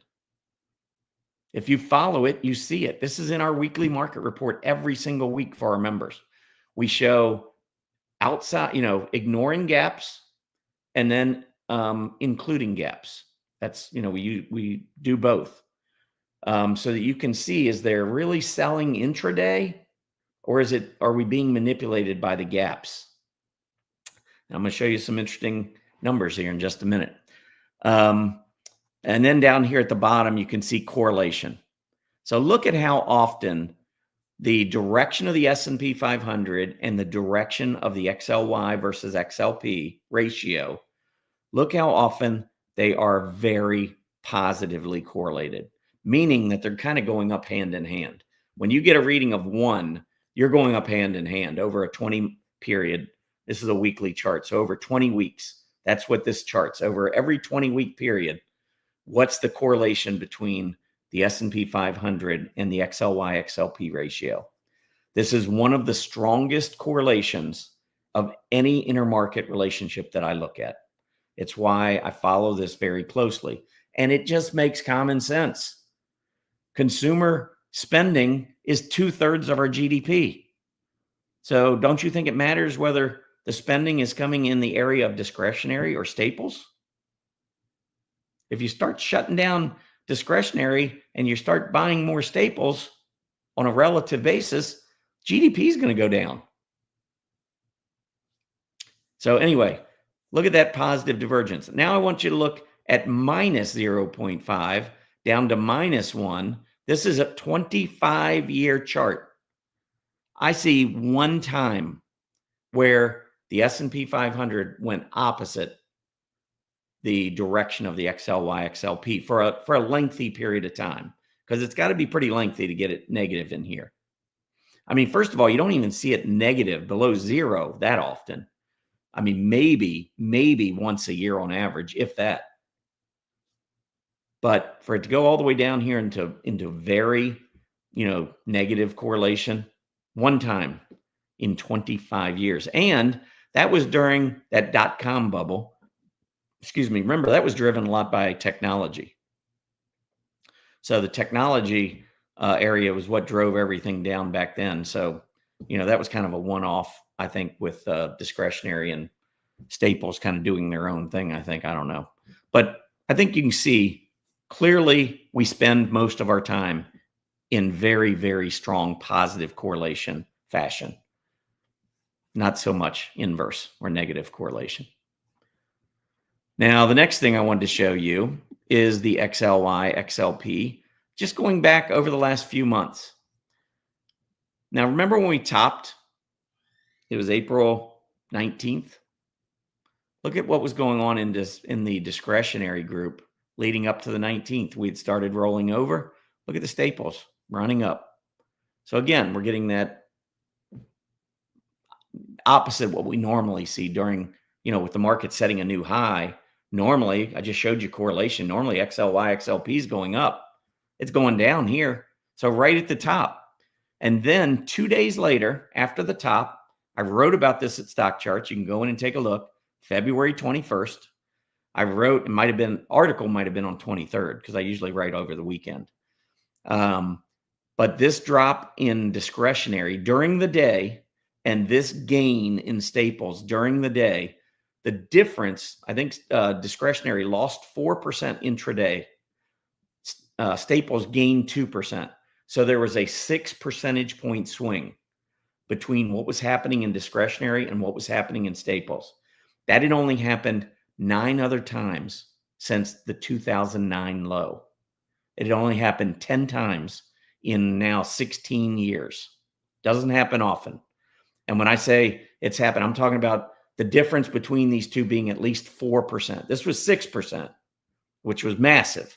But the difference being at least 4% had occurred on only 9 other trading days since 2009. 8 of those trading days were during cyclical bear markets. 1 of those trading days was during a correction. So we had just started rolling over here. I mean, we were just a couple of days removed from the high on the S&P 500 on February 19th. And what did it do? It actually forecast in what's turned out to be a bear market. That was another signal. Let me show you. I'll come back to this. Let me just point out, I'll show you the chart I wrote that day over the weekend. You can go to my blog, by the way. Just click on the articles, hit this drop-down menu, and then click on my blog. And then let's go back to February 19th or 21st. No, 23rd. That's Sunday. The top is confirmed, and now it's just a matter of how low we go. Who else was writing that on February 23rd?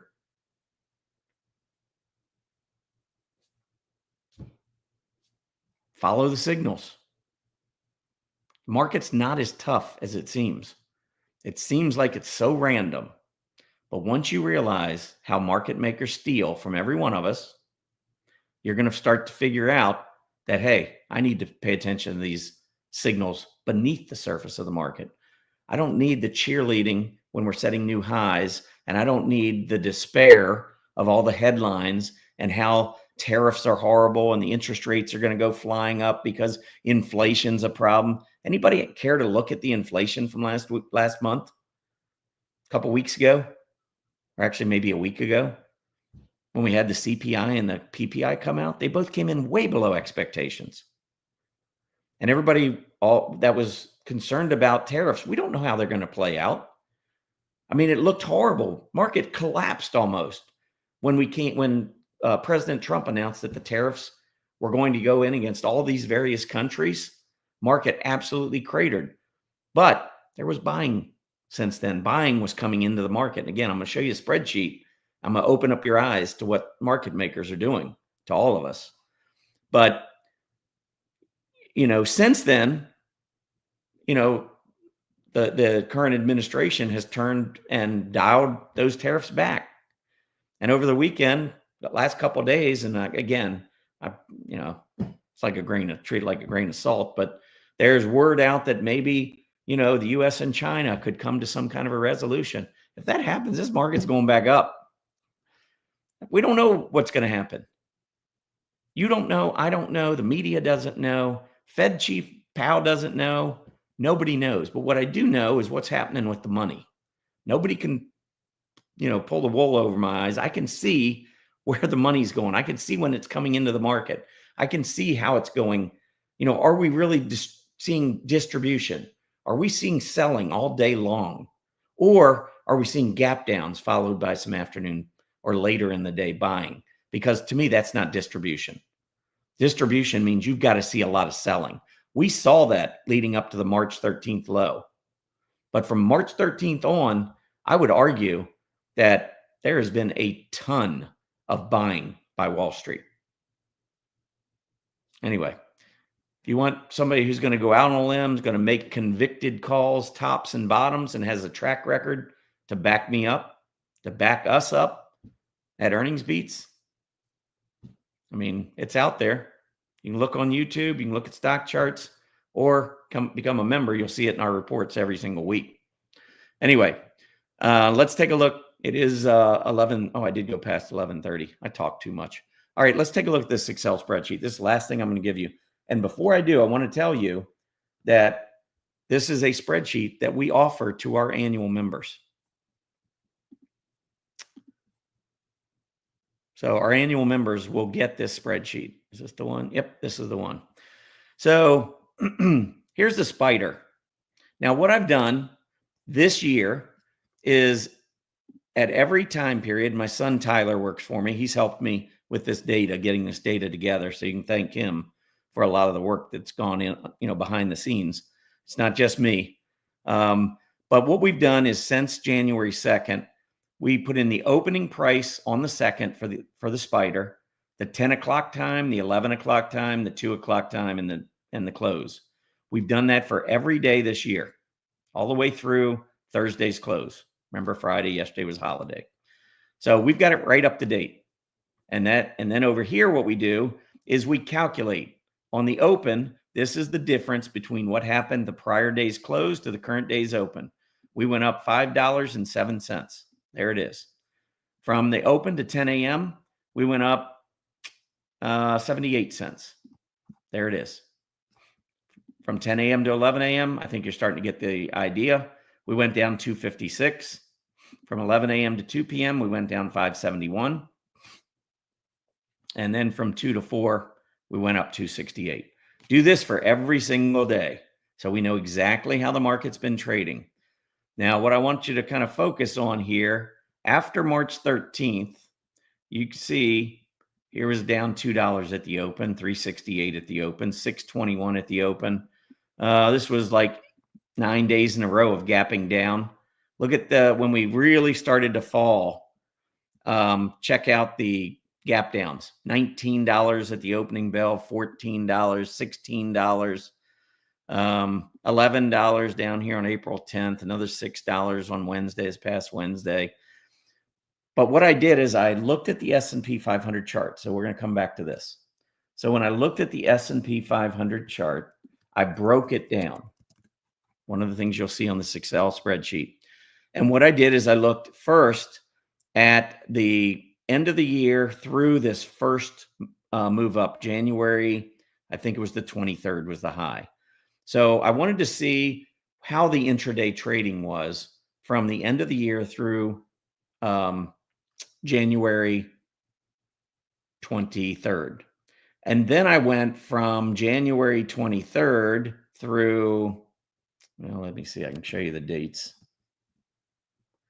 January 24th to February 19th, February 20th to March 13th, March 14th to April 2nd, and then April 3rd to April 17th. So first period was right here on this move up. Second period was in all of this move sideways, back down. You can see some gap downs, followed by some buying, and then a new high here. And then the next one, I checked what was going on during this period of the downtrend. And then I checked after we hit the bottom and we went sideways before these gap downs. This was after the tariff announcement came out. That's where we saw this big move down. But I went from March 13th to April 2nd, from right there to there. And then the last period I'm looking at is from April 3rd, which is this day, the gap down, all the way through April 17th. So I'm just tracking to see what was going on during these periods. The first move up in 2025, then the period of consolidation with the ultimate high, then the big drop, then this kind of rebound where we were kind of just consolidating, and then this final drop period where we came down. And so those are the 5 periods, because I had members writing in asking me, how do I decipher this? What am I supposed to be looking at? Well, these 5 periods right here are a breakdown throughout the trading day from the open to the close for each of these periods. And then this is just a total. And then because I'm a former practicing CPA, I just have to make sure everything equals. So what I do is I've got this thing up here that says since the beginning of the year. So this is just totaling all the gaps since the beginning of the year. Boom, put them right there. Then the first half hour of trading, that's the net of first half hour of trading all year. Then from 10 to 11, then from 11 to 2, and then from 2 to 4. Here's the total. This total is the difference between the 526.41 and the 584. So we have dropped $57. Here, this is the intraday action that totals the drop of $57. When I come down here and break down the various periods and I total it, there is the breakdown of since the beginning of the year. Notice these 3 asterisks. I want to make sure that those 3 agree. That way I know I haven't made a mistake. So it's just another thing to make sure that when I'm looking at this data, I don't have any errors in here. These other two, I just had kind of put in here since the market topped on March 19th. And then also I had changed this since March 13th, because that was when that bottom was reached before we had the consolidation. So let me show you. This is the March 13th bottom. So this is where we were, where I'm showing since March 13th, I'm taking into account everything that's happened since March 13th. So that's what this right here represents.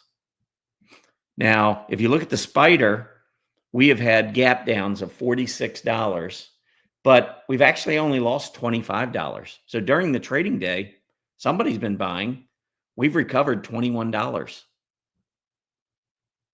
That's pretty substantial. And then I actually combined these two. I forgot I had done it up here. So it's just a duplicate, but you can see the same thing. Now that's the S&P 500, the QQQ. You can see these two periods. QQQ's gap down $57. Now, by the way, since the market topped on February 19th, we've had gap downs, but we've also had a lot more selling throughout the day. And this right here, February 20th to March 13th, this is where we had pure distribution. Remember, I said we would see selling all day long when we have distribution? Check this out. Every time period during the day is negative. We only gapped down $4 from February 20th to March 13th. We didn't have any gap downs. It was pure selling throughout the day. That is what I call distribution. Then we went through this period March 14th to April 2nd, and then the period April 3rd through April 17th. If we combine all of this, we've seen the QQQ gap down $57, but we're only down 24 for the period. So that means we've come back $33 during the day. So think OBV. Why is the OBV going down? Because we're still netting moves to the downside. Why is the AD line going up? Because we ignore gaps. We don't care about what happened from yesterday's close. So all we're looking at on the AD is what has happened since 9:30 in the morning, which is this, which is mostly positive. So that's why your AD line is hanging up near a 52-week high, and your OBV line keeps going down with price action. Now, this is the spider and the QQQ I've just shown you. But we've done it for the IWM, and I've also done it for individual stocks: Apple, Microsoft, NVIDIA, Meta, Google, Amazon, Tesla. So your Mag 7. Then I've thrown in Netflix, AMD, JP Morgan, 3 other pretty big companies that are heavily represented in the NASDAQ and S&P 500. And then I threw in a couple of what I would just consider hotter stocks prior to this pullback, prior to the selling: Palantir and Celestica, CLS, an AI stock. So all of that is available for our members to check out. Now, I can tell you that without pulling them up, I got to leave something to the imagination. I want you all to see what we do for our members. And then, of course, if you become an annual member and you use that special that we talked about, this is already on our website. You can download this immediately, and you can get all of these. But I'll just pull up, let's pull up Tesla. Tesla's really been manipulated. Not the most manipulated, but this has been manipulated quite a bit. I'll give you one of these. So here is the summary of these last 2 periods, March 14th to April 17th. Tesla has gapped down $61.58. Look what's happened to the price over the last 5 weeks. The total price has done, since the 14th, the price is flat. Now, it looks to me like massive accumulation taking place on Tesla. Gap downs.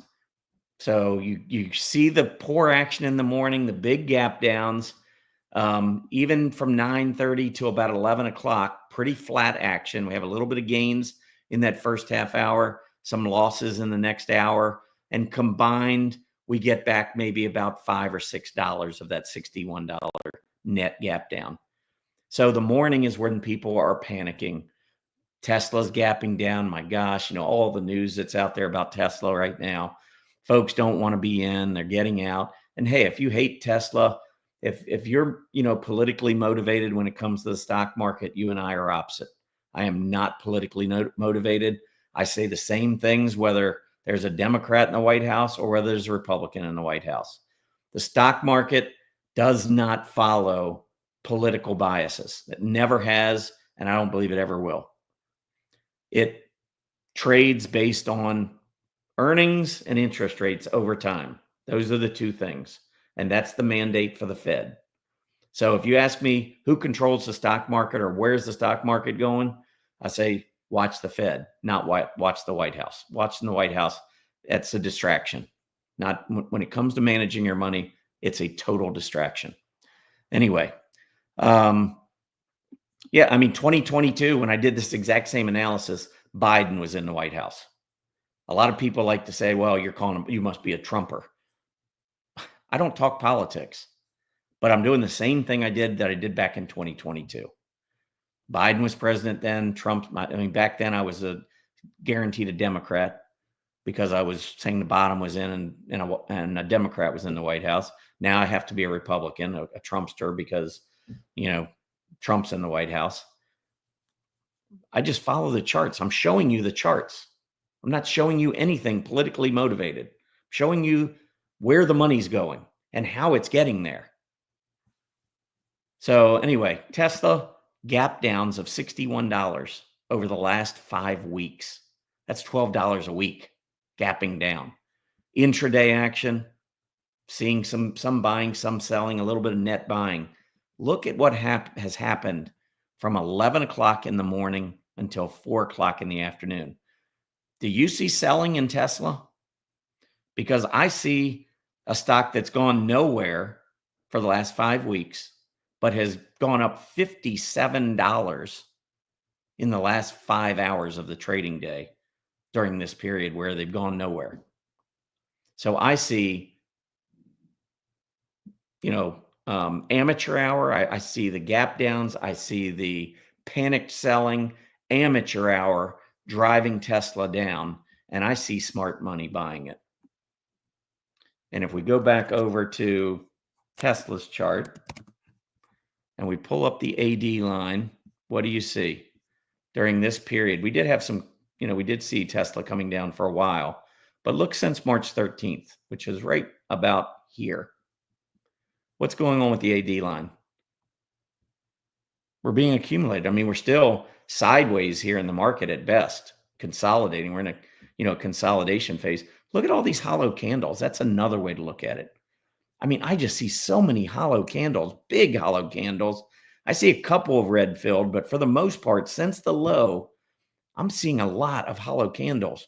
So I'm seeing gap downs, recovery, gap downs, recovery, gap downs, recovery, gap downs, recovery. That's what we're dealing with, not just with Tesla.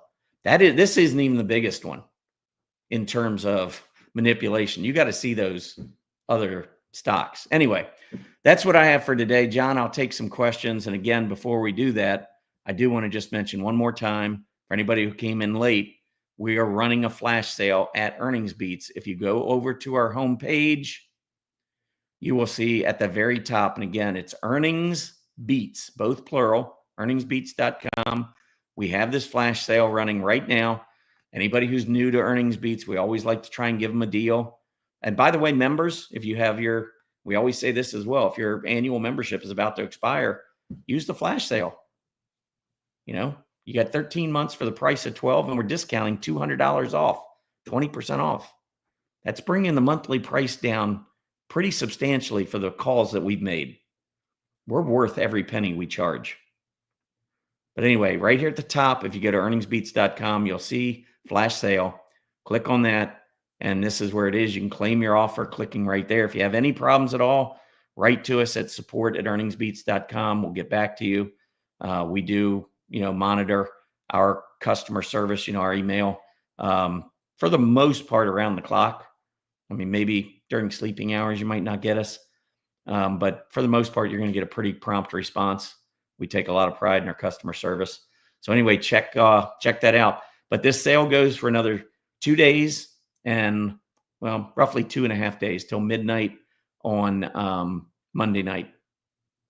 So make sure you extend or that you become a member using this special. But what we have questions, I'll do some. I got time.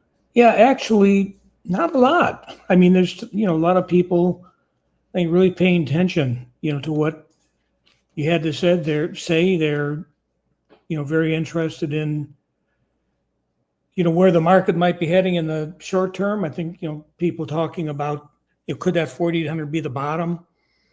Might we retest it? And do you think we'd really go below that level?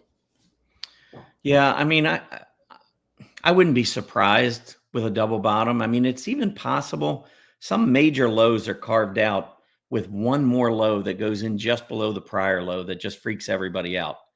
I mean, if you look back to the bear market of, the secular bear market, 2000 to 2012, you'll look and you'll see that first low that goes down, I don't know where on the S&P 500, maybe 800 or 900.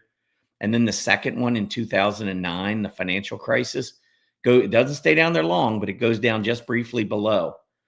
And that's been the history. I mean, if you look at almost every major bottom, a lot of times it's taken out a prior bottom by just a little bit, and then it rallies back up to the upside. So I'm not ruling out a move back to 4,800. What I've said is I think we're in a trading range. I love what's happening in this trading range. I like the rotation that's taken place. I had one other chart I wanted to show you with the manipulation. So I will show you that. Looking at the XLY, XLP, because if you look intraday, if you ignore gaps, you will see a totally different picture on the XLY. Remember I showed you XLY, XLPs, been coming straight down. That is changed on an intraday basis, and I'll show you that. But I think 4,800 is, I think we could go back down there one more time. I mean, tell me what the news is, and then we're going to probably get the market makers taking advantage of it with gap downs and, recoveries. I mean, that's what we did on the way down. I suspect we do it again. And I don't rule out the possibility that maybe we do take out the low briefly to really scare a lot of folks. I think it's possible before we move back up. Is May typically a good month for semis? May is a great month for semis. May is a great month for NVIDIA. In fact, NVIDIA's best months by far are the months when it reports earnings. So you tend to get these pre-earnings run-ups. So for NVIDIA, it's February, it's May, it's August, it's November. And that also is we had provided I think like top 20 stocks or something maybe a year and a half ago, or I don't remember exactly when it was, but we put out some information for folks to find out a little bit more about the history of the market. And then if they joined and became a member, we made them the offer of looking at the top 20 stock seasonality. So basically, it's a lot of the same stocks that we had in the manipulation spreadsheet that I just showed you, plus some other stocks, Starbucks, I think Cisco, Intel, some other stocks like that were included. But one of the features on NVIDIA was the fact that it absolutely loves February, May, August, and November. And those are all earnings months. So yeah, I would say semiconductors, if they start to catch a little bit of a bid, that certainly could be an area of the market that does well next month. We'll see. Okay, we're closing on noon. I think time to wrap it up. All right, I want to show you one more chart before we go, because this is one that I think is really important. So I am going to show you, bear with me one second here. Okay. And let me pull up this chart. So this chart is a chart that I put in our weekly market report every Monday. And what's interesting is here's the S&P 500 at the bottom, and you can see the breakdown that we've seen. This maybe 18 months channel or whatever it was, you can see has broken down. And this is the XLY XLP that I would have shown you over on earlier when we were looking at that correlation between the S&P and the XLY, XLP. So this is including gaps. And you can see it going straight down for since mid-March. I want you to if we ignore the gaps and we take a look at the relationship, and I do this by using a user-defined index at Stock Charts.